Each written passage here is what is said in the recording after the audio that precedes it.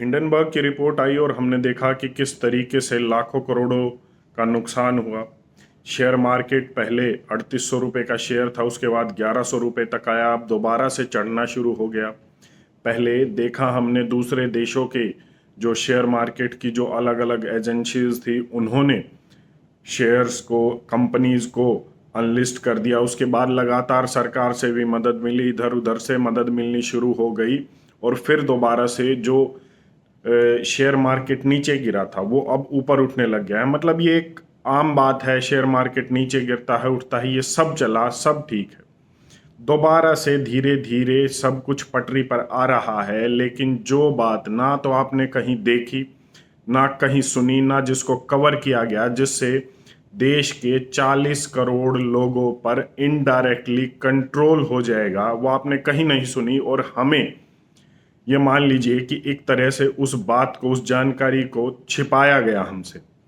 Israel से हमारे संबंध अच्छे हैं कभी से ही और हम उसे एक मित्र देश की तरह देखते हैं, लेकिन अगर ये राजनीति के लिए ही ये संबंध रहे, ये रिलेशन रहे तो ठीक है। जब ये संबंध व्यापार को लेकर हो जाए तो भी मान लीजिए कुछ हद तक ठीक है, लेकिन जब एक देश के लोगों का डेटा, एक देश के लोगों की जानकारी अगर आप दूसरे देश को देंगे, चाहे वो इजराइल हो या कोई भी देश हो, तो क्या आप अपने देश के लोगों की आज़ादी को उस देश को नहीं दे रहे हैं? क्या आप अपने देश के लोगों को गुलाम बनाने की ओर पहला कदम नहीं बढ़ा रहे हैं? हम बात कर रहे हैं एक ऐसे एमओयू की जो अडानी ने इजराइल इनोवेशन अथॉरिटी आईआईए के साथ किया है, जिसमें बहुत अच्छी अच्छी और बड़ी बड़ी बातें लिखी गई हैं।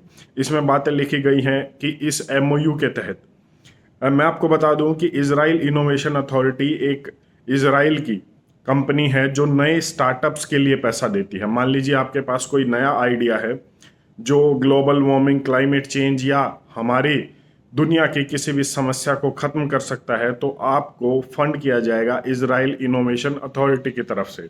आपको फंड किया जाएगा और उस आइडिया को लेकर आप पूरी दुनिया में बदलाव ला सकते हैं। अब इसी के साथ अडानी कंपनी ने एमओयू साइन किया है और इस एमओयू में बातें की गई हैं कि हम काम करेंगे 5G पर, हम काम करेंगे एग्रीकल्चर पर, हम काम करेंगे क्लाइमेट चेंज पर, हम काम करेंगे ग्लोबल वार्मिंग पर।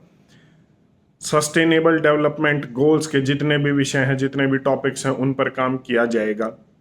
इस एमओयू में लिखा है। यहाँ तक भी ठीक, हम मान लेते हैं कि ये सब चीज़ों पर अगर काम होगा तो कुछ हद तक आप सोशल वर्क कर रहे हैं, लेकिन क्या आपको पता है कि इसके बदले अडानी को भी कुछ देना होगा?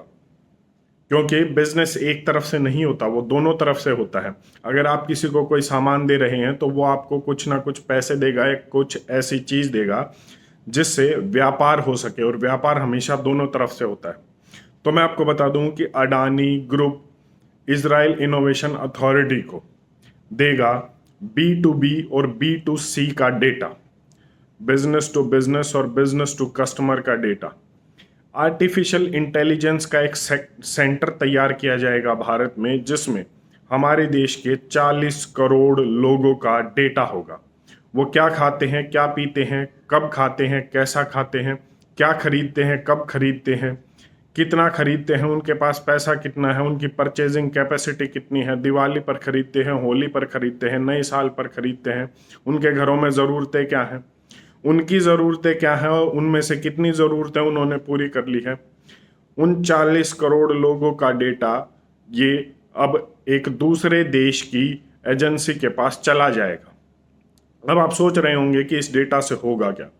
थोड़ा सा दिमाग की नसें खोलिए और थोड़ा सा जानिए कि इस डेटा से क्या नहीं हो सकता। हमने देखा कि पेगासस जो इजराइल का सॉफ्टवेयर था, जिसे एक स्पाई सॉफ्टवेयर भी कहा गया था, दूसरे देशों में, काफ़ी देशों में उस सॉफ्टवेयर को बेचा गया और हमारी सरकार ने एडमिट किया कि उस सॉफ्टवेयर को हमने खरीदा है, लेकिन उसका स्पाई करने के लिए, जासूसी करने के लिए उसका इस्तेमाल नहीं किया। ठीक है, वो मामला तो पेंडिंग है, लेकिन पूरी दुनिया में ये बात चली कि काफ़ी देशों ने, मैं भारत की बात नहीं कर रहा हूँ, दुनिया के काफ़ी देशों ने और वहाँ की राजनीतिक पार्टियों ने इस सॉफ्टवेयर को खरीदा और अपने विपक्ष को, ओपोजिशन के नेताओं की जासूसी करने के लिए इस सॉफ्टवेयर का इस्तेमाल किया।